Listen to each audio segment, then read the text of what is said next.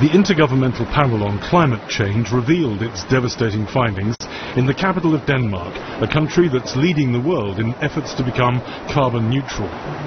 The Danes are on target to generate 50% of their electricity from wind power by 2020. It's an example the UN Secretary General wants other nations to follow. If we act now, immediately and decisively, we have the means to build a better and more sustainable world.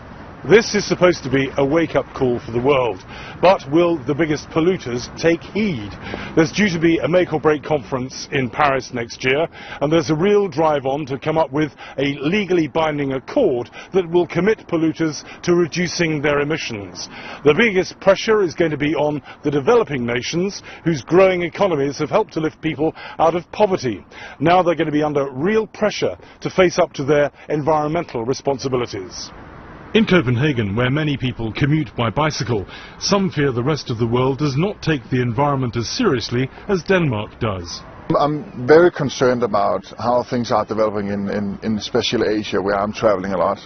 You can really see the impact on the society there. Just by coming there for the last 3 years, there has been a big change out there. The environment is not a high priority for the international society, I think. China, India, all these great countries are just emerging and have not reached the standard of living that we have. And that's only when you reach this plateau you can actually take like small initiative steps yourself.